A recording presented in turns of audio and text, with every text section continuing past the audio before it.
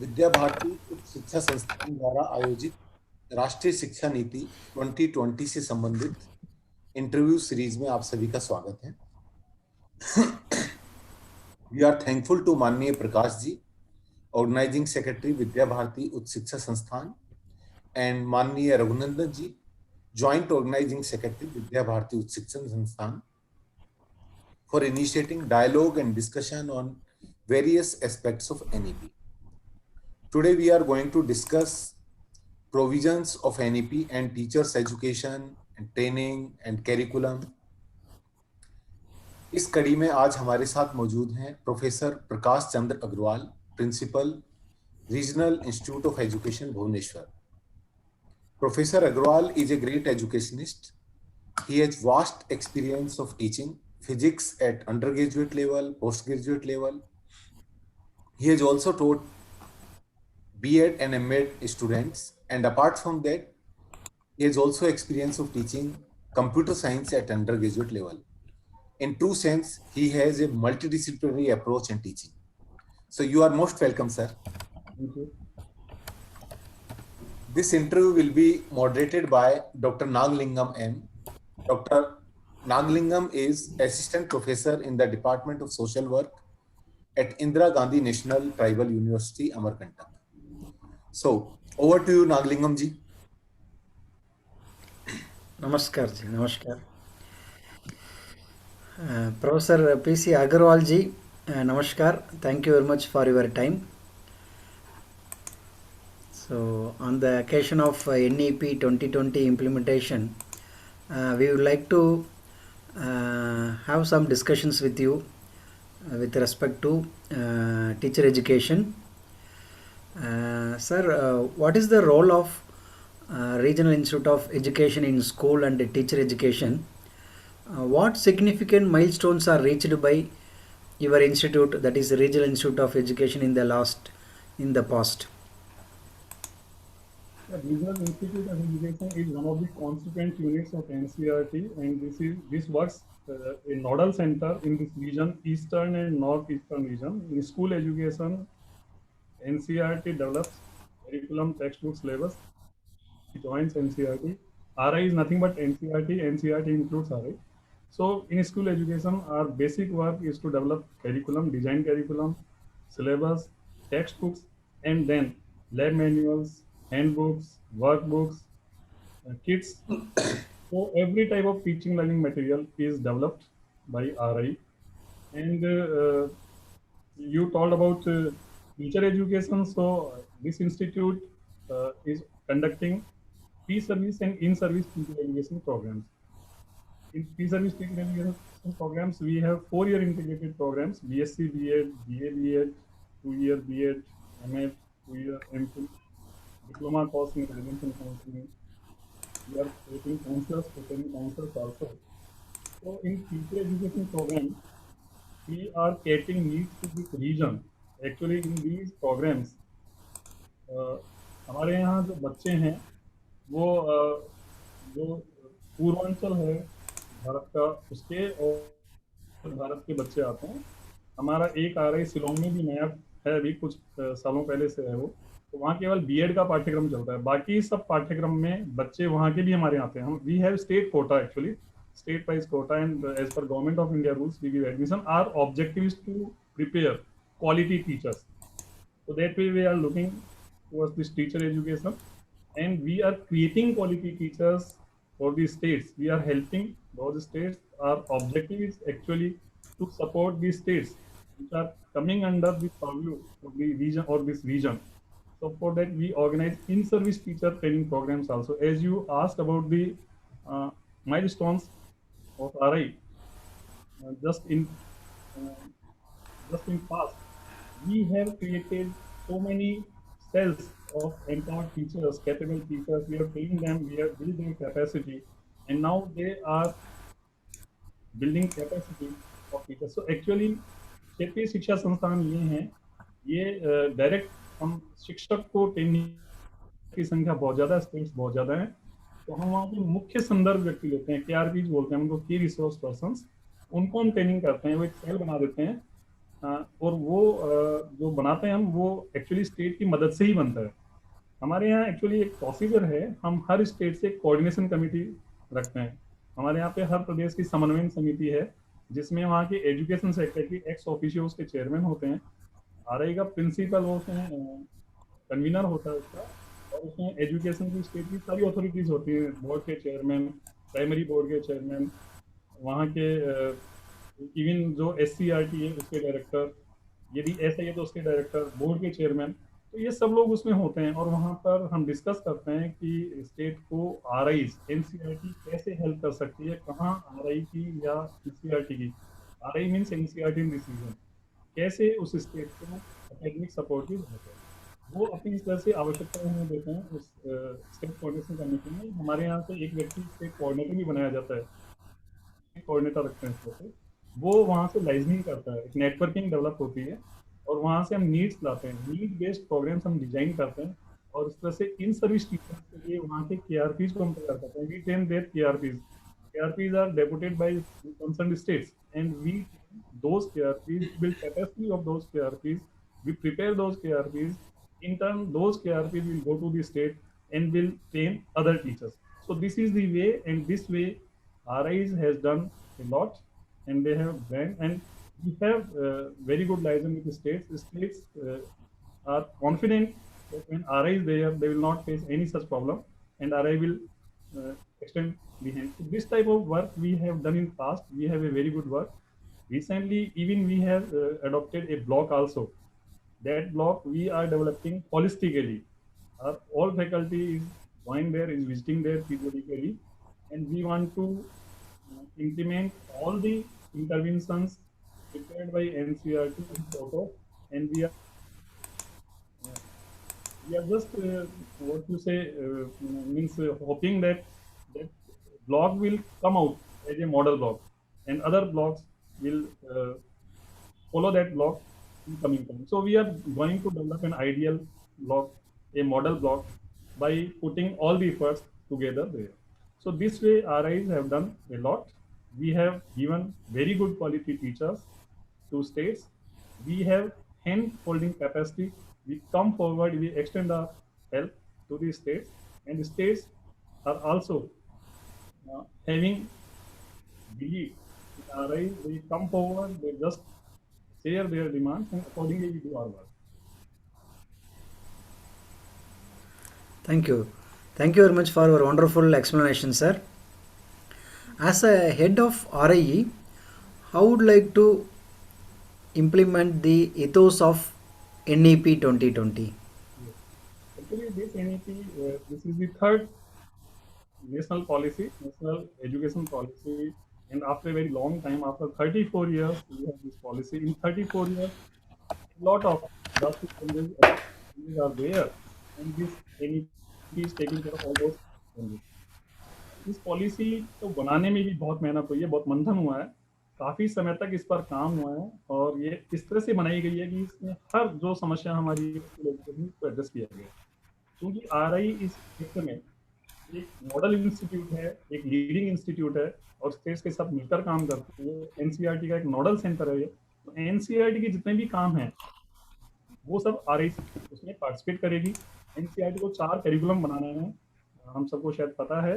First curriculum जो अभी ECC की स्टेज हम ला रहे हैं, जिसको हम फाउंडेशनल स्टेज भी बोल रहे हैं, इन 4 स्टेज में, स्कूल स्टेजेस में, करिकुलर एंड पेडागोजी में। इसमें जो पहला करिकुलम है वो है national curricular framework, national curricular and pedagogical framework for early childhood care and education. ये RI का उसमें कंट्रीब्यूशन है। जो भी फिलोसॉफी है इसकी पॉलिसी की, नेशनल एजुकेशन पॉलिसी 2020 की, कि हम बच्चे को अब तक एज 3 से, जब उसकी उम्र 3 साल होती है तब से हम तैयार करें। हमारे यहाँ पर RI के अंदर, इस RI में भी पहले से एक प्राइवेट बहुउद्देशीय विद्यालय है। हम अभी भी प्री स्कूलिंग करते हैं, लेकिन अभी प्री स्कूलिंग 2 साल की है, अब हम 3 साल की करेंगे, क्योंकि रिसर्चेस सभी कह रही हैं कि बच्चे का 3 साल से ही विकास और मस्तिष्क का ओरिएंटेशन होना शुरू कर देना चाहिए, उसको स्टिमुलेट कर देना चाहिए। उसका डेवलपमेंट 6 साल की एज तक काफ़ी हो चुका होता है, तो उसको राइट डायरेक्शन मिलनी चाहिए। तो हम उसको यहाँ इम्प्लीमेंट करेंगे, इसको 3 साल का बना देंगे, और जो एनईपी की फिलोसॉफी, सब लोगों को हम एक साथ लाएं, सब बच्चों को एक साथ लाएं, उसमें से कोई भी बच्चा छूटे नहीं, इंक्लूसिव एनवायरमेंट हो, कंड्यूसिव एनवायरमेंट हो, जॉयफुल लर्निंग हो। जैसे करिकुलर जो पेडागोजिकल प्रैक्टिसेस की भी बात कही गई है कि जब छोटे बच्चे हैं तो activity based, play based methods हों। जब थोड़े बच्चे हों, थोड़े बड़े हों, फाउंडेशन पहले फॉर्म की जाए, उसके लिए फाउंडेशन लिटरेसी न्यूमरेसी की बात, साक्षरता और जो पद्धति है, अंकीय ज्ञान है, इसकी बात भी एनईपी करती है, जो बहुत आवश्यक है। हम इसका कार्यान्वयन कर ही रहे हैं पहले से, लेकिन जब से ये एनईपी चाहिए और सुचारू रूप से हम करेंगे। एनईपी में जो इसकी जो फिलोसॉफी है, जो इथोज है कि सबको साथ लेकर चलना है, सबका सर्वांगीण विकास होना चाहिए। केवल अभी तक हम कॉग्निटिव डेवलपमेंट की बात करते थे, ज्यादातर केवल ज्ञान ज्ञान ज्ञान की बात करते थे। इसका अफेक्टिव एंड साइकोमोटर जो एस्पेक्ट्स है, those were unaddressed. Now this NEP takes care of all these things. So we say now that motor development, बच्चे का मोटर डेवलपमेंट होना चाहिए छोटी उम्र में, उसके उसमें कोऑर्डिनेशन की कला आनी चाहिए। कोऑर्डिनेशन कैसे करें, उसके जो डिफरेंट सेंसेस हैं, उसके लिए हमें एक्टिविटीज, प्ले वे मेथड और इंटीग्रेटेड पेडागोजी, इन सब की जरूरत है। तो वो हम इम्प्लीमेंट कर भी रहे हैं। इसको आरआईज और एनसीईआरटी पहले से भी इवन एडवोकेसी इनकी कर रही हैं। अब एनईपी के कारण हमें पूरा मिल गया है, अम्ब्रेला मिल गया कि हम इस तरह का काम करें और आगे बढ़ाएं। तो इस तरह से हम ये जो चीज़ें हैं ये इम्प्लीमेंट कर ही रहे हैं। वोकेशनल एजुकेशन को भी हमने हमारे स्कूल्स में इम्प्लीमेंट कर दिया। क्लास 6 से हम कुछ टेस्ट ले आए हैं, 2 साल से हम वहाँ काम कर रहे हैं। कुछ मॉडल स्कूल्स, एनसीईआरटी का ही जो संस्थान है, Pandit Sundarlal Sharma central institute of vocational education Bhopal, उसने 10 स्कूल्स में पायलट स्टडी स्टार्ट की थी। उसमें हमारे सारे डीएम स्कूल्स भी थे, तो हमारा डीएम स्कूल भी है। तो क्लास 6 में हमने beauty and wellness and IT enable services, 2 trades में वोकेशनल एजुकेशन स्टार्ट की है। Yes. वोकेशनल एजुकेशन का इंटीग्रेशन भी हम इसमें कर रहे हैं। तो सेकेंडरी एजुकेशन की बात कर रहे हैं कि बच्चों को एक वैरायटी मिलनी चाहिए, ऑप्शंस मिलनी चाहिए सब्जेक्ट सिलेक्शन के, सब्जेक्ट चूज करने के, वो सब हम चीज़ें इसमें ला रहे हैं। तो हम चाहते हैं कि inclusive growth, education for all, and जो सबकी भी प्रॉब्लम्स हैं वो एड्रेस करते हुए कंड्यूसिव एनवायरमेंट हो। And not only cognitive development is important, but actually affective and psychomotor are equally important. Therefore, NEP is guiding us that there is no separation between curricular, extracurricular, co-curricular, academic and vocational streams, science and arts, that type of thing. Now we are going to get rid of. We are uh, implementing this policy in our system totally, and RI is being leader in the region. They will look the policy in the right perspective and will help states even in implementing this policy in this same school. So this way, as head of RI, I will give leadership to my faculty for effective implementation of NEP in its spirit, in true spirit. Wonderful, sir. We could understand how much focus and emphasis is given on early childhood education in this NEP 2020. Next, we would like to know how will your RIE coordinate with other institutions for implementation of NEP 2020? Actually, NCRT through RIs we have a networking system with the state authorities, state institutes, with SCRTs at state level, with state boards, with state education department. While at block levels, we have with coordination with DICE. At district level, we have DICE. So there is a networking, and we are already in a very good liaison with all these. So RIs are better places to take lead in this way, and they can guide states, they can help states, they can extend their hands and can handhold the states uh, for effective implementation of NCRT. Whenever a state looks towards RI, they can now even ask us to formulate programs that how states can implement certain aspects or full NEP in their state. So RI is ready to build their capacity, to give ideas to them, to train them, to orient them in this regard. And as we talk about Samagra Shiksha now, earlier we were talking about Sarva Shiksha Abhiyan, then Rashtriya Madhyamik Shiksha Abhiyan, then Rashtriya Uchchatar Shiksha Abhiyan, and now we are talking about Samagra Shiksha Abhiyan. So how we can have an integrated education system, entire education system, and especially when we focus on school education, then what states need to do that RIs can elaborate, that RIs can explain, and on each word of NEP, RIs they can have deliberations, can dialogue. States firstly should know the philosophy of the NEP, meaning of each and every word in its true spirit, and RI can help in that. So being RI at very good position and having a very good network, very good liaison, very good mechanism. We have, as I have already explained you, we have state coordination committees, we have state coordinators, we have frequent visits. So states can look towards RI, and RI will be happy in supporting, in extending support to the states for NEP's effective implementation. So even not only if you talk about NCR, SCRT and DIETS, but now all the other teacher education institutions, because RI is also considered as model teacher education institution in the region, and it is taken as a model institution, means its syllabus, its curriculum, these are followed. Even sometimes other TEIs, teacher education institution visits here, they see the facilities, they interact with the faculty. So since teacher education is the most important aspect, I can say, whenever we are talking about school education, the pivotal role is of teacher. Unless teacher is good quality empowered quality teacher education institutions are not going to serve the purpose, and the school education will not be emerging out as the education we want. So for that, teacher education institutions are to be supported, and RI can play a vital role, an important role in that also. RI is doing, but we can tone our role, we can modify our role to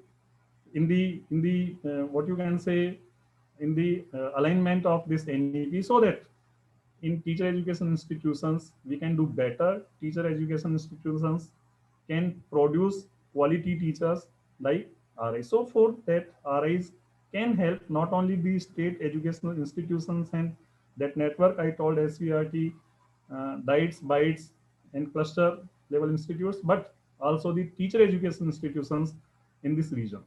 So this way, RI can definitely help. Very interesting, Professor Ji. It is a great plan to give a leadership for coordinating with other institutions. You have discussed many things about school education and NEP 2020. Still, we would like to know, how do you think NEP 2020 can transform the school education in India? Because this NEP is giving the liberty to states to great extent. Actually, we know that education is a subject of concurrent list. So states are equally responsible for expanding education in its spirit. So states need to develop curriculum. Uh, the curriculum should be according to the NEP 2020. For that, RIs can help states.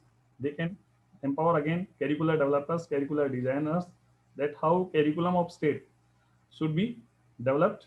Even sometimes even it can be highlighted, or even states look forward. NCRT, NCRT is given responsibility to develop curriculum on school education, and that is named as NCF on school education 2021 2021। जब NCERT curriculum develop कर लेती है, तो एक तो वो guideline बन जाती है स्टेट्स के लिए ट्रांसफॉर्मेशन के लिए, सोशल ट्रांसफॉर्म, स्कूल की एजुकेशन का ट्रांसफॉर्मेशन कैसे होगा। We want that NEP should change the entire education system what we are following according to its spirit. So इसमें डेफिनेटली आरआई का रोल बहुत ज़्यादा है। हर स्टेट को अपने ढंग से टेक्स्ट बुक डेवलप करनी होती है। और एनसीईआरटी एक नेशनल लेवल पे टेक्स्ट बुक डेवलप कर देती है, लेकिन उसको कॉन्टेक्चुअलाइज करना, उसको लोकल स्पेसिफिक बनाना हर स्टेट के लिए ज़रूरी होता है। लैंग्वेज भी इसमें इंपॉर्टेंट रोल प्ले करती है। एनईपी भी कह रही है कि लोकल लैंग्वेज को यदि हम लाएं तो बच्चों की समझ कॉम्प्रिहेंशन अच्छा होगा। यदि लोकल टीचर्स हों तो वो लोकल लैंग्वेज बोल पाएंगे। इवन ट्राइबल स्टूडेंट्स की हम बात करते हैं तो लैंग्वेज उसमें काफ़ी बैरियर बन जाती है। This education is talking, this policy is talking everywhere that we should have barrier free education. There should not be any type of barrier. ये भी एक बैरियर है कि करिकुलम कहीं नेशनल लेवल पे बन गया और स्टेट को लगता है कि वो करिकुलम उसके अनुसार नहीं है, टेक्स्ट बुक उसके अनुसार नहीं है, तो that state has every right to contextualize this curriculum syllabus, ये सब चीज़ें। तो जो भी करिकुलम सिलेबस, जो भी मटेरियल डेवलप करते हैं वो स्टेट अपने अनुसार उसको अडॉप्ट कर सकता है। उसमें भी हम हेल्प करने जा रहे हैं। तो जो ये एनईपी है ये स्कूल एजुकेशन में एक बहुत सारा बड़ा चेंज विजुअलाइज कर रही है। अभी तक जो हम बच्चे जो प्रोड्यूस कर रहे थे वो अनस्किल्ड बच्चे ज़्यादातर होते थे। वो बच्चे पढ़ लिख तो जाते थे लेकिन वो ट्रांसफॉर्मेशन राइट डायरेक्शन में नहीं हो पाता था उनका। Now we are proposing in this NEP, और this NEP is proposing that we should focus on skill education, on vocational education. Even we are talking about some backless days कि बच्चों में इंटरेस्ट भी आए। अभी कुछ दिनों पहले ये भी इस तरह का भी सर्कुलर निकाल दिया है सीबीएसई ने, गवर्नमेंट ऑफ इंडिया ने, कि बच्चों के बस्ते का बोझ उनके खुद के वजन से 10% से, तो ये केवल फिजिकल स्ट्रेस की बात हम नहीं करते थे, इसमें मेंटल स्ट्रेस भी इंक्लूड होता था। तो मेंटल स्ट्रेस भी कम करना है। जब हमने 10 दिन का कह दिया कि बस्ता रहित तो वो विजिट करेगा, तो हम उसको किसी कारपेंटर के पास लेके जाएंगे, कोई लोकल एमिनेंट पर्सन को हम स्कूल में भी बुला सकते हैं, वहाँ के जो लोकल एंटरप्रेन्योर्स हैं उनसे हम विजिट करा सकते हैं, उनसे बच्चे का इंटरेक्शन करा सकते हैं। तो बच्चे का कई तरह का विकास होगा इसमें। ना केवल वो कुछ रोजगार मूलक चीजें सीखेगा, ना उसमें कुछ स्किल्स आएंगी केवल, बल्कि वो श्रम की का रेस्पेक्ट करना सीखेगा, श्रम का आदर करना सीखेगा। आज हम जो कहते हैं कि वोकेशनल एजुकेशन को एक लो ग्रेड का ट्रीटमेंट सा मिलता है और एकेडमिक स्ट्रीम को ज़्यादा, इसलिए ये एनईपी बहुत सजेस्ट कर रही है कि इसमें किसी तरह का कोई गैप नहीं रहना चाहिए, अंतराल नहीं होना चाहिए वोकेशनल एजुकेशन और एकेडमिक स्ट्रीम में। और वोकेशनल स्ट्रीम वाला बच्चा कभी भी एकेडमिक स्ट्रीम में आ सकता है, एकेडमिक स्ट्रीम वाला बच्चा कभी भी वोकेशनल स्ट्रीम में जा सकता है। यहाँ कोई बाउंड्रीज की बात अब हम नहीं कर रहे हैं, सब्जेक्ट कॉम्बिनेशंस भी हम चेंज कर रहे हैं, बच्चा अपना रुचि के अनुसार। तो हम इसको इंडस्ट्री और एनजीओ से भी जोड़ रहे हैं, इसको रोजगार मूलक भी बना रहे हैं, इसको स्किल बेस्ड भी बना रहे हैं कि कुशल लोग हम पैदा करें, कुशल बच्चे पैदा करें। हर बच्चा अपने भारत के आर्थिक सामाजिक विकास में अपना महत्वपूर्ण योगदान दे सके, ऐसा हमें हर बच्चे को डेवलप करना है। हमारे लिए हर मानवीय इकाई बहुत महत्वपूर्ण है। ये एनईपी इस तरह की केयर कर रही है। एनईपी बात करती है कि कोई भी ना छूटे, किस तरह से हम सबको शामिल कर लें। हम ऐसी डिजीज की बात करते हैं, सोशियो इकोनॉमिकली डिसएडवांटेज ग्रुप्स, उसमें भी पूरी कैटेगरीज को हमने इस एनईपी में लिया है और बताया है कि इनकी आवश्यकताओं को कैसे पूरा किया जा सकता है ताकि ये हमारे विद्यालय सिस्टम से जुड़े रहें। हालांकि इवन हम इनके न्यूट्रिशन की बात भी करते हैं। अभी तक केवल मिड डे मील की बात की जा रही थी, लेकिन अभी एनईपी ये अच्छे नाश्ते की बात भी कर रही है कि न्यूट्रिशन नाश्ता भी बच्चे को मिले, ताकि नाश्ते और मिड डे मील के बीच में जो समय है जहाँ उसकी ऊर्जा बढ़ी हुई है, उस बढ़ी हुई ऊर्जा के अंदर वो अपना हर तरह का सर्वांगीण विकास कर सके। उसका उस वक्त ज़्यादा ऊर्जावान रहता है, तो उसका हम सदुपयोग कर सकें। So definitely the issue is of implementation. If NEP 2020 is going to be implemented in its spirit, the results will be very interesting, very encouraging, and whatever type of transformation we are expecting, this policy is expecting, we will be able to see in our society. Dhanyavad Professor ji. We could understand how much transformation is possible through this NEP 2020 in school education. हम जानते NEP 2020 how much inclusive in nature. So in this aspect, we would like to know how does NEP support the children with disabilities, that is Divyang children. देखिए इसमें पूरा एक school education में जो chapter, ये छठा चैप्टर, वो इसी पर पूरा लिखा गया है। और ऐसी डिजीज की बात करते हैं, ब्रॉडर टर्म है सोशियो इकोनॉमिकली डिसएडवांटेज ग्रुप। उसमें फिर हमने कई कैटेगरी बना दी कि जेंडर बेसिस पे कैसे वो डिसएडवांटेज हैं लोग, सोशियो कल्चरल बेसिस पे S C S T O B C कैसे हैं, सोशियो इकोनॉमिकली बेसिस पे लोग कैसे हैं, विलेज के हैं और जगह के हैं। इस तरह की 5 कैटेगरीज हमने उसमें परिभाषित की हैं। इसमें ये स्पेशल एजुकेशन या चिल्ड्रन विद स्पेशल नीड या डिफरेंटली एबल्ड या डिसेबल्ड, जिनकी आप बात कर रहे हैं, दिव्यांग बच्चों की, दिव्यांग बच्चों का परसेंटेज भी काफी, जैसे देखिए 3rd चैप्टर है स्कूल एजुकेशन का, एक्चुअली हमने इसमें चैप्टर बना दिए हैं लेकिन ये होलिस्टिक है, एनईपी को भी एक पूरे होलिस्टिक पर्सपेक्टिव में देखने की जरूरत है। 3rd चैप्टर बात करता है कि drop out and universal access. Drop out काफी बच्चे इसलिए हो जाते हैं क्योंकि वो डिफरेंटली एबल्ड है, डिसेबल्ड है, तो वो क्लास में उनका एक्सेस नहीं है, स्कूल में एक्सेस नहीं है, वो आ नहीं पाते। ये पॉलिसी बात कर रही है कि ऐसे सब बच्चों को भी शामिल हमें स्कूल सिस्टम में करना है, मेन स्ट्रीम में लाना है। तो इनके लिए इंफ्रास्ट्रक्चर नहीं है तो इंफ्रास्ट्रक्चर प्रोवाइड करना, जैसे स्कूल में इन बच्चों के अनुरूप टेक्टाइल टाइल्स हों, इनके अनुरूप वहाँ बाथरूम वॉशरूम्स हों, इस तरह की इंफ्रास्ट्रक्चरल फैसिलिटीज हों। ना केवल इंफ्रास्ट्रक्चरल फैसिलिटीज हो, किसी भी तरह का बैरियर नहीं हो, बैरियर में physical barrier, social barrier, learning barrier, इन सब की हम बात करते हैं। तो वहाँ रिसोर्स सेंटर्स हों जहाँ इनकी आवश्यकताओं को हम एडजस्ट कर सकते हैं। वहाँ पर असिस्टिंग डिवाइसेस की भी जरूरत है। हम देखिए पहले एक स्पेशल एजुकेशन का, स्पेशल स्कूल और स्पेशल एजुकेशन का कॉन्सेप्ट रहा। स्पेशल स्कूल्स कुछ हैं भी, लेकिन हर बच्चा स्पेशल स्कूल में जा नहीं पाता, हर बच्चे का एक्सेस स्पेशल स्कूल तक नहीं है, स्पेशल स्कूल बहुत कम है। हमारे यहाँ जनसंख्या ज़्यादा है और जो ये बच्चे हैं वो चित्ते बिखरे बिखरे हुए हैं, एक गांव में 2 हैं, किसी जगह पे एक बच्चा इस तरह का है, उनके लिए वहाँ आसपास स्कूल होना संभव नहीं है। तो ये एनईपी बात कर रही है कि जो हमारा नॉर्मल स्कूल सेटअप है उसी में उन बच्चों को कैसे लाया जाए और उनकी आवश्यकताओं को कैसे पूरा किया जाए। उसके बारे में ये भी बात करते हैं कि जो टीचर्स हैं वो या तो कुछ स्पेशल, उनकी बीएड वगैरह स्पेशल एजुकेशन में हो, उनकी जो ट्रेनिंग्स हैं, पेडागोजिकल प्रैक्टिसेस हैं, वो इस तरह की आए कि इन बच्चों की आवश्यकताओं को कैसे सुलझा सकें, समझ सकें, कैसे उनको एडजस्ट कर सकें। या फिर जो हमारे नॉर्मल टीचर हैं वो भी बीएड करने के बाद में इस तरह का कोई सर्टिफिकेट कोर्स वगैरह कर सकें, और एक से ज़्यादा इवन मल्टीग्रेड जो डिसेबिलिटीज में वो यदि कर सके कि एक ही टीचर कई तरह के बच्चों को भी, क्योंकि इनका जो डिसेबल्ड बच्चों की कैटेगरीज भी डिफरेंट डिफरेंट है, किसी को आंख से नहीं दिख रहा, किसी को सुनाई नहीं दे रहा, कोई बोल नहीं पा रहा, तो जिसे कि someone is suffering with visual impairment, someone is suffering with hearing impairment, so someone is with mental illness.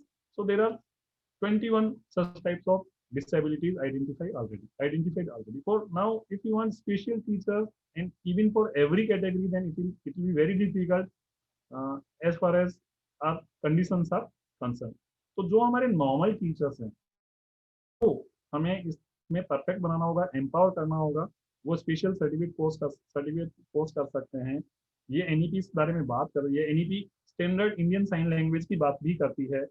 ये एनईपी बात करती है कि ऐसे बच्चों के लिए टेक्स्ट बुक्स उनके अनुसार एक्सेसिबल हों, उनको जो इंस्ट्रूमेंट्स डिवाइसेस मिलनी चाहिए वो डिवाइसेस भी स्कूल में अवेलेबल हों, और इनकी स्पेशल केयर जहाँ जरूरत है की जाए, लेकिन इन बच्चों को उन सब बच्चों के साथ लेकर चला जाए। क्योंकि देखिए बच्चा, यदि आप स्पेशल स्कूल सिस्टम है तो वो अच्छा तो लगता है, लेकिन वो जब तक उस सिस्टम में तब तक उसकी आवश्यकताएं आप पूरी कर पा रहे हैं, लेकिन जैसे ही वो सिस्टम से निकलेगा उसको इसी समाज में आना, इसी समाज के बीच रहना, ऐसे ही लोगों के बीच रहना, तो पहले से ही जब वो एडजस्ट होने लगता है। हमारी एनपी तो बात ही ये करती है कि बच्चा जब 3 साल से ही पढ़ना शुरू करता है वो अपने आप को सोसाइटी में एडजस्ट करना शुरू कर ले। तो यदि हम इस बच्चों को भी जो इस तरह से किसी तरह से किसी तरह की जो चीज़ें हैं उनसे वो काम नहीं कर पा रहे हैं, तो उन सबको हम एडजस्ट करें, उन सबको साथ लेकर चलें, और मल्टी कैटेगरी स्पेशल एजुकेटर्स हम तैयार कर सकें तो और ज़्यादा अच्छा है। उनके लिए ये एनईपी काफ़ी बात कर रही है। इस एनईपी से जब हम निचोड़ निकालते हैं तो ये निकालते हैं कि हमारे लिए हर एक बच्चा बहुत महत्वपूर्ण है, और हमारे एजुकेशन सिस्टम से कोई भी एक भी बच्चा छूटना नहीं चाहिए। ना उसको ऐसा लगना चाहिए कि जब वो विद्यालय में आता है तो उसकी आवश्यकताओं के अनुसार वहाँ का वातावरण नहीं है। ना वो केवल भौतिक वातावरण की बात मैं कर रहा हूँ, जो शिक्षक है वो भी उनकी आवश्यकताओं के अनुसार होना चाहिए। वहाँ का सभी चीज़ें जो उसको हेल्प कर सकें, जो उसको मददगार हो सकें और उसके सर्वांगीण विकास में योगदान दे सकें। हर बच्चा, हर मानवीय इकाई, हर बच्चा हमारे लिए महत्वपूर्ण है। ये शिक्षा नीति इस चीज़ का ध्यान रखती है। आवश्यकता में उसी अनुरूप इसको कार्यान्वयन।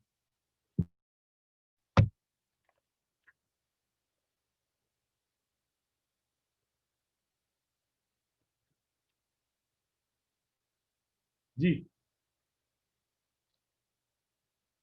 सर, आप अनम्यूट कीजिए। Nagalingam ji, unmute Yes, yourself. yes, yes, yes. As a head of RIE and education leader, you may agree that the human resources very much important factor in any initiative. So, in this way, aspect, how will we tackle this shortage of quality teachers in school education to meet the target laid down in NEP 2020?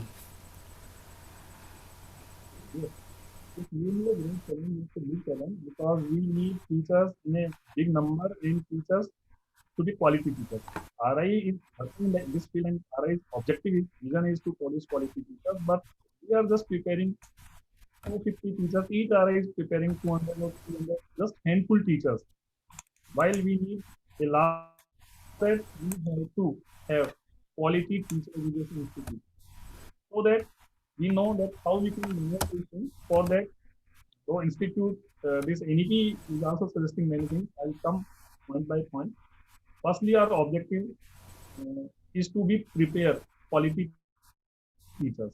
For that, we have to see our see of teacher education institutions, their curriculum, their infrastructure, and teaching learning processes there itself. Then we talk about recruitment. So whenever there is recruitment, this NEP, I'm quoting this NEP again and again. This NEP is suggesting that not only TET will be important, but demonstration lesson will be important. Sometimes we find that teachers are recruited on the basis of some marks only, but actually they don't have teaching attitude, teaching aptitude, communication. These two things are very important. So if one doesn't have teaching aptitude, teaching attitude, communication, then maybe he is very good in subject, but will not be a very good teacher. So this NEP is taking care of this, but we can only in phased manner or in some phases this problem can be addressed. Just overnight, we cannot address this big challenge. But this NEP is also suggesting the school complex and the school cluster system. I have been myself a witness of the system. I have gone through this system in my school education. So, school complex system uh, able to pop up with certain such limitation or is enable us to provide optimal use of the staff available there. For example, we need a physical education teacher. In a school complex, we can have one teacher. That teacher can render his or her services in different schools, which are coming under the umbrella of that cluster, that complex. Similarly, some fine arts teacher, subject teachers, even suppose I have physics teacher, one place, and I have only 6 periods per week there, then that teacher can go to school and can give her services there also. So school complex can give a limited remedy of this, but otherwise we have to recruit teachers. If NEP is suggesting that language is also a problem, so NEP after a very good uh, critical thinking, they have suggested that we should recruit local teachers and preferably female for primary classes or elementary classes. So local teacher, if you take, then language will not be a problem. Then transfer and his diversion here and there will not be a problem. That teacher will devote full time, and that teacher identifies or knows the local resources. Even what are the local resources, human resources, even retired teachers about even this NEP suggests that we need one tutor, peer learning, all these things this NEP is suggesting we can use. the local resources in enhancing a local teacher will be very good or will be suitable for identifying local required type of resources and to assign students with them or to assign them even to bring them in school for interaction for deliberations. So this policy is suggesting many things, also suggesting about modular approach, also suggesting about many things. Sorry. So, so for creating such teachers, even if teacher education institutions are not completing our requirements, we can go for ODL system, online distance learning teachers. Excuse me, मैं बाद में बताऊंगा.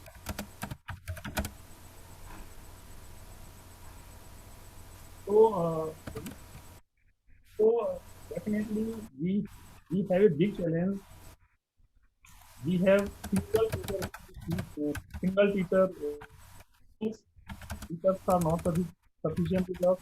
Now, when we are talking about education for all, everyone we have to bring in school. Enrollment should be sustained enrollment. Dropout should be minimized, should be reduced. We need good quality, good number of teachers. NEP is also suggesting that those teachers even are employed in certain other jobs also, local jobs, for example, censors, for example, elections. So we have to ensure that teachers are not deputed or placed इन सब services, इनका transfer भी बार बार नहीं हो, transfer पे भी रोक लगे और ट्रांसफर को कराने में या उसको कैंसिल कराने में, निरस्त कराने में वो लगे रहते हैं. इन चिंताओं से उनको मुक्ति मिले और वो अपना केवल पढ़ाने लिखाने में बच्चों के सर्वांगीण विकास में ध्यान दें. तो जो आप ये कह रहे हैं कि टीचर की समस्या और हम कैसे निजात पाएंगे, इसमें हमें सोचने की जरूरत है. मास लेवल पर टीचर्स प्रिपेयर करने की जरूरत है. जो डायरेक्ट फेस टू फेस हम कर सकें तो वैसे, ओडीएल से कर सके तो वैसे, या ब्लेंडेड मोड में हम कर सकें तो वैसे टीचर्स हमें तैयार कर. और 4 ईयर इंटीग्रेटेड कोर्स का जो मेरा अनुभव है हमारी आरआई के थ्रू, वो बहुत ही अच्छा अनुभव है. हमारे जितने बच्चे 4 ईयर इंटीग्रेटेड कोर्स करते हैं उनको हम इतनी तो एक्टिविटीज कराते हैं, वो इतना अच्छा काम करते हैं और हर कोई उनको लेकर जाने के लिए तैयार होता है. मतलब जब कैंपस ड्राइव चलता है या कैंपस प्लेसमेंट चलता है तो बहुत सारी स्कूल आती हैं, वो उनको लेकर जाने के लिए तैयार होती हैं, अच्छी अच्छी जगह पर, अच्छे अच्छे स्कूल पे, अच्छे अच्छे पक्ष पर. तो ऐसे हम यदि टीचर्स तैयार करेंगे, क्वालिटी टीचर्स तैयार करेंगे, तो डेफिनेटली हमारी ये प्रॉब्लम सॉल्व होगी. और इसमें जितना इधर उधर की रुकावट होती है या बाधाएं होती हैं या उनको अन्य कार्यों में नियोजित किया जाता है, जैसे मैंने बताया जनगणना में या फिर मत इसमें निर्वाचन में, ऐसी चीजों से हमें इनको थोड़ा दूर रखवाना पड़ेगा. तभी अपने कार्य को ये सुचारू रूप से कर पाएंगे और तभी अपनी क्वालिटी को ये दे पाएंगे. यदि हमने क्वालिटी टीचर्स भी रिक्रूट कर दिए लेकिन उनका डिप्लॉयमेंट इलेक्शन में कर दिया या कभी सेंसस में कर दिया या कभी उनको बीएलओ बना दिया या कभी किसी और काम में लगा दिया, तो जो उनका काम है वो तो प्राथमिक नहीं रहा, वो द्वितीयक हो गया. और जहाँ लगाया वो प्राथमिक हो गया, तो वो अपनी सेवाएं सही ढंग से दे नहीं पाते हैं और जो गुणवत्तापूर्ण परिवर्तन हम चाहते हैं वो आता नहीं है. तो अंतिम मेरा मैसेज है वो यही रहेगा कि हमें अच्छे गुणवत्तापूर्ण शिक्षक चाहिए. इस बारे में हमें सोचना होगा और इस तरह का ड्राइव लाना होगा ताकि हम बच्चों की स्कूली शिक्षा को सही ढंग से सुचारू रूप से चला सकें. Very interesting, Professor Ji. We are very hopeful that these plan and ideas will help to tackle the shortage of quality teachers. Then the very interesting aspect in school education in the NEP 2020, this policy recommended to modify the curricular restructuring from 10 plus 2 to 5 plus 3 plus 3 plus 4, covering ages 3 to 18 years. So, could you please explain a little about this new structure and its benefits? So earlier the structure was 10 plus 2, but now this policy is suggesting the structure 5 plus 3 plus 3 plus 4. This is curricular and pedagogical structure. Earlier was academic structure. This is the difference. And all the researches now actually whenever we want improvement, we should have the established researches as evidence and we should work accordingly. Those researches are suggesting us that child's brain is developed to 85% till he acquires the age of 6. तो 6 साल के बच्चे का mind 85% develop हो जाता है। यदि हम उसको बीच में छोड़ देंगे तो उसका माइंड तो इधर उधर लग जाएगा।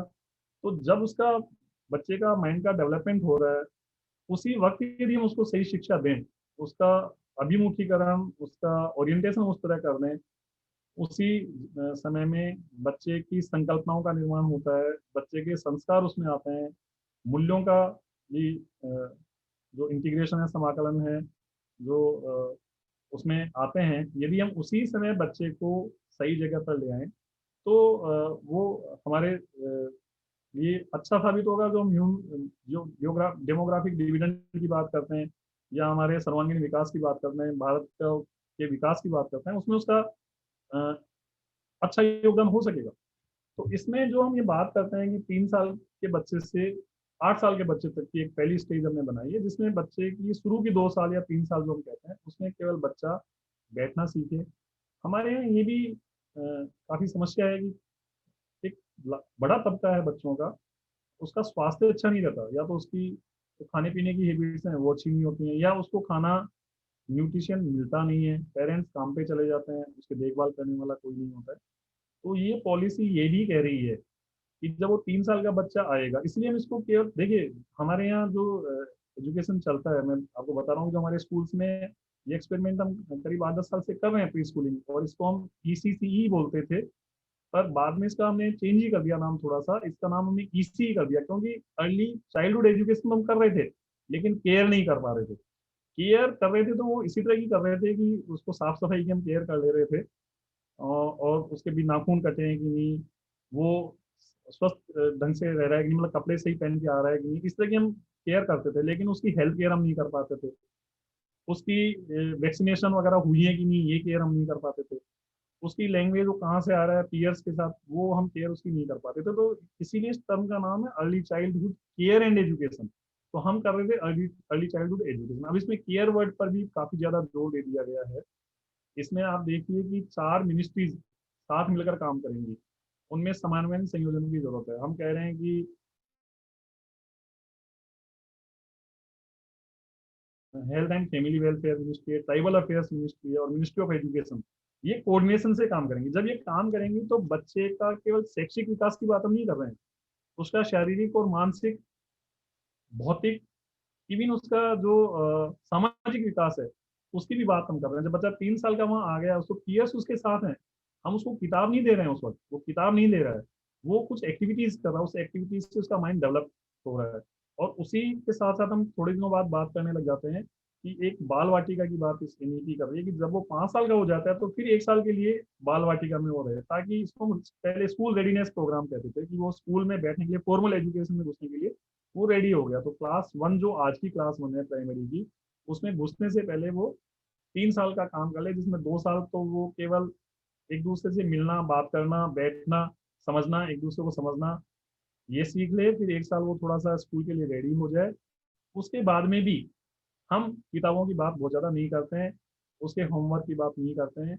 वो एक पहली और दूसरी क्लास तक बस केवल एक्टिविटी से, टॉयज, पेडागोजी से, प्ले में मेथड से अपने आप को डेवलप करता रहे, उसका विकास है। जब वो क्लास, ये पहली स्टेज, इसलिए हम इसको फाउंडेशनल स्टेज कह रहे हैं, फाउंडेशनल स्टेज। तो फाउंडेशनल स्टेज पे जोर देने की जरूरत हमें। यदि हमारी समस्या क्या है कि बच्चों की फाउंडेशन जिनकी अच्छी नहीं होती है, वही जाकर इस सिस्टम से या तो ड्रॉप आउट हो जाते हैं, या तो फिर वो डिग्री भी ले लेते हैं लेकिन हमारे समाज के ज़्यादा काम के नहीं रहते हैं, बाई चांस जो लग जाता है वो लग जाता है। तो यदि हम इसकी फाउंडेशन को मजबूत कर देंगे, बच्चे की फाउंडेशन को मजबूत कर देंगे, ना केवल शैक्षिक रूप से बल्कि उसके स्वास्थ्य के रूप से भी, बल्कि जो वैल्यूज, मूल्यों, संस्कारों, संस्कृति की हम बात करते हैं, उसका प्रादुर्भाव, उसका भी जो अंकुरण है बच्चे में उसी अवस्था में हो जाएगा, तो वो एक सद नागरिक बनने की तरफ चलेगा। तो ये फाउंडेशन इसलिए बोलते हैं, इसलिए हम फाउंडेशनल लिटरेसी, न्यूमरेसी की बात करते हैं कि जब तक वो बच्चे का जो फाउंडेशन है वो भाषा के रूप से स्ट्रॉन्ग नहीं होगा, मजबूत नहीं होगा, उसको अंकीय ज्ञान नहीं होगा, तो चाहे जो सब्जेक्ट हम उसे पढ़ा लें, उसमें जो एक बेसिक इंग्रेडिएंट्स की जरूरत होती है जिनकी, वो उसमें डेवलप नहीं हो पाएंगे। अंकीय ज्ञान होने से उसमें तर्क शक्ति भी आएगी, भाषा के ज्ञान होने से इसमें संप्रेषण आएगा। जो हम LRSW की बात करते हैं, 4 स्ट्रेटेजीज की बात करते हैं, leading listening, reading, speaking, writing, तो ये चीजें उस बच्चे को आनी चाहिए। तो ये इसके लिए फाउंडेशनल लिटरेसी न्यूमरेसी की बात करते हैं। बच्चा जब तीसरी क्लास में आए तब तक उसका ये सब चीजें जो हम एक निश्चित स्तर चाहते हैं उस स्तर तक वो अचीव कर ले, गेन कर ले। तो ये आरटी एक्ट भी जो कह रहा है कि बच्चे का जो पहले था 6 से 14 तक की सभी की फ्री एंड कंपल्सरी एजुकेशन हो, निःशुल्क और अनिवार्य शिक्षा हो। अब उसका एमबी टर्म बढ़ा रहे हैं, वो एमबी टर्म 3 से 18 साल तक कर रहे हैं। आज हर 3 साल के बच्चे को भी अधिकार हो कि वो ऐसी स्कूल का भागीदार बने, ऐसी स्कूल में प्रवेश पा सके, वहाँ आए और उसका इस तरह का विकास हो कि ना केवल उसका शैक्षिक विकास हो बल्कि उसके स्वास्थ्य की भी देखभाल हो। जो वैक्सीन वगैरह उसको टाइमली नहीं लगी हैं वो भी वहाँ लगाई जाए। उसको हम इसलिए इसको आंगनवाड़ी के साथ भी रिलेट कर रहे हैं कि वो वहाँ पर बैठना, पढ़ना, लिखना, बोलना, इस तरह की चीज़ें सीखे और उसको अंकीय ज्ञान हो, वो अ, भाषाई ज्ञान हो। ये पहली स्टेज है, मैं केवल फाउंडेशनल स्टेज की भी मैंने बात की, ये फाउंडेशनल स्टेज है। जब ये फाउंडेशन बन जाएगा तब हम उसको प्रिपेयर करेंगे सब्जेक्ट्स के लिए। तो सेकंड स्टेज है वो प्रिपेरेटरी स्टेज है।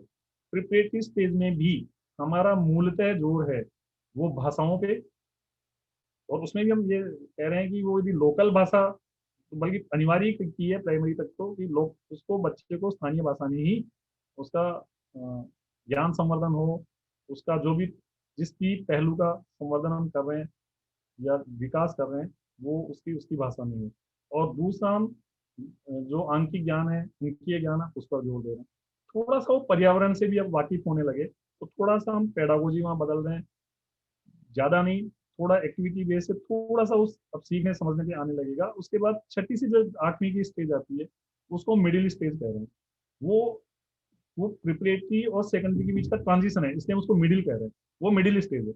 इस मिडिल स्टेज में हम सब्जेक्ट्स ले आते हैं, थोड़े थोड़े सब्जेक्ट टीचर्स को साथ कर देंगे उनके, वो सब्जेक्ट टीचर्स सब्जेक्ट्स में काम करेंगे। तो और जो इसमें फोर्थ स्टेज वो बताई गई है सेकेंडरी स्टेज, वो पहले से काफी थोड़ा अलग किस्म का इसमें हम प्रावधान कर रहे हैं। इसमें सेकेंडरी अब 9 से 12वीं क्लास तक होगी। पहले हम 9 से 10 को सेकेंडरी कहते थे और 11वीं 12वीं को हायर सेकेंडरी या सीनियर सेकेंडरी इस नाम से, कुछ स्टेट में सीनियर सेकेंडरी बोलते थे, कुछ में हायर सेकेंडरी बोलते थे। सेकेंडरी स्टेज करने से बनाने से जो बच्चा है उसमें अब हम मल्टीपल एग्जिट मल्टीपल एंट्री वाला सिस्टम भी यहाँ ला सकते हैं। यहाँ एकेडमिक क्रेडिट बैंक वाला सिस्टम भी है, उसके सब्जेक्ट ऑप्शंस भी कई सारे हैं, वो कोई सा भी कॉम्बिनेशन सब्जेक्ट आप ले पाएगा जो उसका रुचिकर होगा।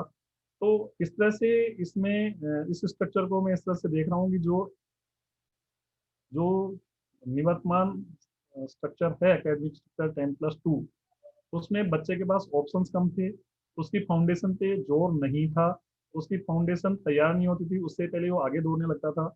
उस फाउंडेशन स्टेज में कुछ अर्बन इलाकों में, कुछ प्राइवेट स्कूलों में हम LKG, UKG, HKG इस नाम से शिक्षा तो कराते थे, लेकिन वो शिक्षा उनको किताबों में रिसाइटेशन, पोएम रटाना, कुछ सम्स कराना, तो बच्चे को वो इनकरेज करने के बजाय वो कई जगह मुझे लगता है कि वो डिस्करेज करते थे और उसको उस सिस्टम से विड्रॉ करने के लिए तैयार करते थे, क्योंकि उसको स्ट्रेस लगने लगता था।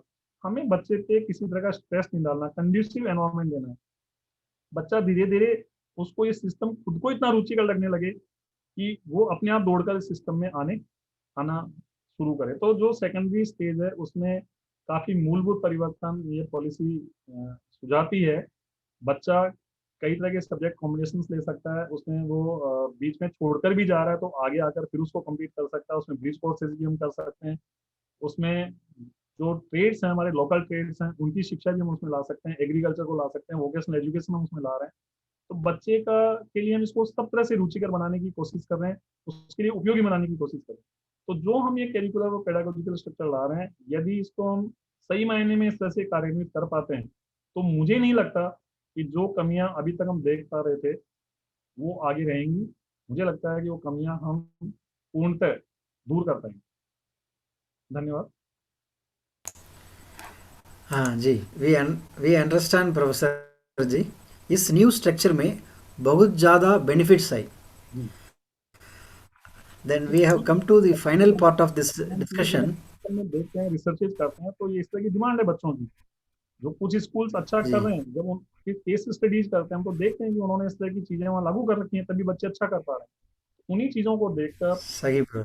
उन्हीं चीजों को देखकर बेस्ट प्रैक्टिस हम जिनको कहते हैं, बेस्ट प्रैक्टिस हम ले रहे हैं। देखिए, जिस सिस्टम में क्लाइंटल ग्रुप तो बच्चा है, बच्चे की आवश्यकताएं यदि पूरी नहीं होंगी, उसका उस तरह से विकास नहीं होगा, तो बच्चा इससे सही ढंग से नहीं जुड़ेगा।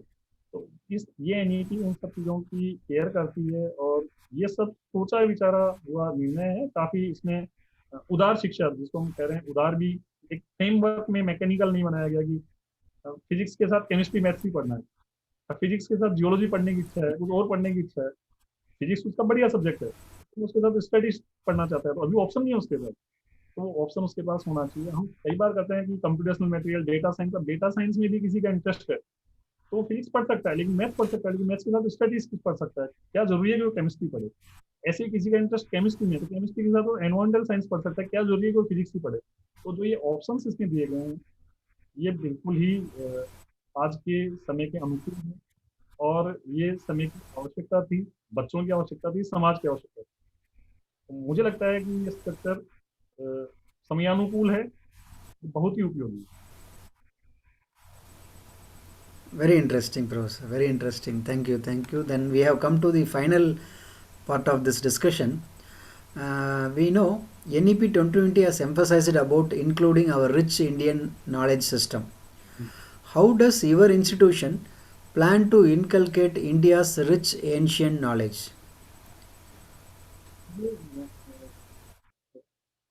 रामलिंगम साहब की एनसीईआरटी है वो काफ़ी इसमें काम कर रही है, मेरा इंस्टीट्यूट भी कर रहा है, मैं आपको बता रहा हूँ। हम एक तो जितनी भी हमारी इंडियन प्रैक्टिसेस रही हैं उनको कलेक्ट, कोलेक्ट, डिसेमिनेट करने की हमें जरूरत है, और वो एनसीईआरटी कर रही है। एक तो एक पुस्तक भी हम ला रहे हैं, वो है Indian knowledge in teaching practices, NCERT इस तरह की बुक निकाल रही है। उसके अलावा हमने इंस्टीट्यूट में, या मेरे इंस्टीट्यूट में, यहाँ एक एक्सप्रेशन सीरीज हम चलाते हैं, अभिव्यक्ति श्रृंखला। उसमें जो भी हमारे नेशनल हीरोज हैं, या जो हमारा सम्मान करने की जो भी चीजें हैं, उन सबको बच्चों को, जो नई पीढ़ी है, उसको पता होना चाहिए। उसके लिए हम बच्चों को तैयार करते हैं हमारे नेशनल हीरोज पर, वो अपने अपने विचार अभिव्यक्त करते हैं, उन्होंने क्या क्या हमारे समाज के लिए किया, कैसे कैसे संघर्ष किया, समाज को क्या योगदान दिया, इस बारे में भी बात करते हैं। हमारी संस्थान में पूरे साल सतत रूप से एक्टिविटीज होती हैं, हम बहुत तरह की साहित्यिक एक्टिविटीज कराते हैं, कल्चरल सांस्कृतिक एक्टिविटीज कराते हैं, स्पोर्ट्स गेम्स सब कराते हैं। इसके अलावा हमने एक हर्बल गार्डन भी तैयार कर रखा है, जिसमें करीब करीब 500 प्रजाति हमने लगा रखी है। बच्चे को ज्ञान होना चाहिए कि आंवला क्या है, ये किस किस काम आता है। हमने इस तरह की लीफलेट्स भी निकाल रखे हैं, बुक्स भी हमने निकाली हैं मेरे आने के बाद, करीब 3.5 साल के हमने इस तरह की बुक्स भी इसमें से निकाली हैं। वैदिक गणित पे भी हम काम कर रहे हैं, हमारा यहाँ खुद का एक स्टूडियो है। तो हमारे जो यहाँ जगत गुरु जी हैं पुरी में, उनका वैदिक गणित पर काफ़ी काम है, शायद आपको पता होगा। तो उन्हीं के साथ जो लोग हैं वो हमारे आकर यहाँ स्टूडियो में उसका ई कंटेंट भी बना रहे हैं, ताकि इसका प्रचार प्रसार हो। वैदिक गणित में मैं खुद फिजिक्स का विद्यार्थी हूँ वैसे, तो ऐसी ऐसी चीज़ें मुझे पता लगी। फिजिक्स के साथ साथ मेरे पास गणित विषय भी रहा है, और गणित मेरा अच्छा रुचिकर विषय है। तो ऐसी चीज़ें मुझे पता लगी उस वैदिक गणित के द्वारा, कि जो चीज़ें हम बड़ी परेशानी के बाद काफ़ी मेहनत से काफ़ी लंबे रास्ते से निकल कर करते हैं, वो बड़े छोटे रास्ते से लॉजिकली कर रहे हैं उन चीज़ें। ये हमारे पास इस तरह की चीज़ें बहुत हैं। अब समस्या वही है कि हम अपने ज्ञान में रुचि नहीं रखते और पाश्चात्य देशों की तरफ भागते हैं, हम अंधानुकरण करते हैं उनको। जो इन्फिनिटी हमारे समाज में इस तरह की आ चुकी है, हिंदी बोलने से लोगों को इन्फिनिटी लगेगी, अंग्रेजी बोलने से लगेगा कि वो एलिट क्लास का, वैदिक गणित से उसको इन्फिनिटी लगेगी। जब वो पाश्चात्य देशों के जो मैथमेटिशियंस हैं उनकी गणित पढ़ेगा तो लगेगा कि वो कुछ नया कर रहा है। इस चीज़ से हमें दूर लाना है, हमारी संस्था इसमें काम कर रही है। जो हर्बल गार्डन हमने बना रखा है उसमें हमें 500 प्रजाति लगाई इसके लिए, और हम मेला करते हैं। हमारे स्कूल्स के बच्चों को तो विजिट कराते हैं, डीएम स्कूल के बाहर के स्कूल के बच्चों को भी उसमें विजिट कराते हैं, वहाँ लीफलेट्स निकालते हैं। ऐसे ही हम कॉम्पिटिशन्स भी कराते हैं कुछ। ऐसे ही आज, कल और आज रामानुजन के हमारे यहाँ हर साल कॉन्फ्रेंस होती है, इस साल आ रही भोपाल में हो रही है। तो रामानुजन मैथ्स का योगदान दिया, तो जो हमारे जो भी लोगों ने योगदान दिया, आर्यभट्ट, बासुदेव, रामानुजन, जब तक हम लोगों को बताएंगे नहीं, बच्चों को ये देंगे नहीं, तब तक बच्चे इस चीज को जानेंगे नहीं। तो इसलिए हमारी संस्था काम कर रही है।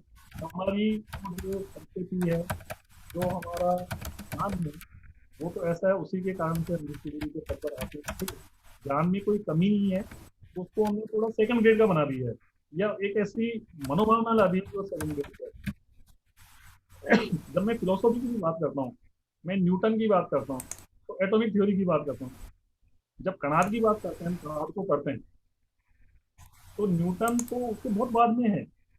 इस तरह की चीजें हम यहाँ जब परिप्रेक्ष्य आते हैं, हम यहाँ पर हॉस्टल्स, हमारे जो इंस्टीट्यूट हैं रेजिडेंशियल है, तो ना केवल हम इंस्टीट्यूट में इस तरह की एक्टिविटीज कराते हैं, जब हॉस्टल में बच्चे होते हैं तो वहाँ भी हमने इस तरह के फॉरम्स बना रखे हैं कि वो बच्चे अपने अतीत को सिर्फ जाने, अपने भारत के गौरवशाली अतीत को जाने, और उस न केवल जाने बल्कि उसको आगे बढ़ाएं।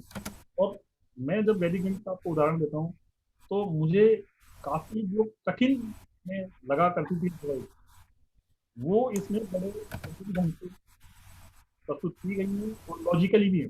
केवल ऐसे नहीं है कि कह देने से है, उसमें लॉजिक भी है। जब उस लॉजिक को हम समझते हैं तो लगता है कि हमारा ज्ञान तो बहुत ही प्रगाढ़ गूढ़, की मनीषियों ने काफी तपस्याओं के बाद प्राप्त किया है, उस ज्ञान को हमारे को लोगों तक पहुंचाना चाहिए। उसमें जो सबसे पहली समस्या मुझे लगती है, मैं मेरा व्यक्तिगत अनुभव ये बता रहा हूँ, हमें विश्वास लाना पड़ेगा। काफी लोगों को उसमें विश्वास नहीं है, पता नहीं क्यों नहीं है, वो विश्वास हमें जगाना पड़ेगा। हमारी भारतीय संस्कृति के बारे में जो लिटरेचर है, वो हमें वापस अपनी पुस्तकालयों में लाना पड़ेगा, बच्चे उसको पढ़ें। इसलिए रीडिंग रूम्स भी हमें बनाने पड़ेंगे, रीडिंग कॉर्नर्स बनाने पड़ेंगे, जहाँ भारतीय साहित्य हो, जहाँ पुराना साहित्य हो, जिससे बच्चों, देखिए वैल्यूज के लिए वैल्यूज पढ़ाई जाए, वैल्यूज पढ़ाने से नहीं आएंगी। वैल्यूज जब बच्चा अपने, कहा जाता है कि values are not taught, values are taught. Values को तो अपने आप पकड़ेगा जब वो देखेगा कि हमारा लिटरेचर कैसा है, उसमें लोगों की ऑटोबायोग्राफी भी कर सकते हैं, लोगों ने कैसे काम किए, तो ऐसी अपनी जो हम आशातीत बदलाव चाहते हैं वो मिलेगा। मेरे इंस्टीट्यूट इसमें हर्बल गार्डन के रूप में एक हमने इस तरह की एक्टिविटी करा रखी है, जिसको मैं एक्सप्रेशन सीरीज कहता हूँ। हमने एक हमारा एक यहाँ रिसोर्स रूम डेवलप किया है, उसमें हमारे जो वैज्ञानिक या गणितज्ञ हैं, उनके हमने फोटोग्राफ्स बड़े लगाकर उन्होंने क्या क्या कंट्रीब्यूशन किया है, ये भी हमने रखा है। इस तरह के लीफलेट्स भी बना रहे हैं, कुछ डॉक्यूमेंटेशन भी कर रहे हैं, और बच्चे भी इसमें काफ़ी रुचि लेते हैं। वैदिक गणित में हमने कार्यशालाएं भी आयोजित करवाई बच्चों के लिए भी और शिक्षकों के लिए भी। और जब, क्योंकि हमारा काम है सेवारत शिक्षक, जो इन सर्विस टीचर्स हैं, उनकी ट्रेनिंग भी हम कराते हैं काफ़ी स्टेट्स के लिए।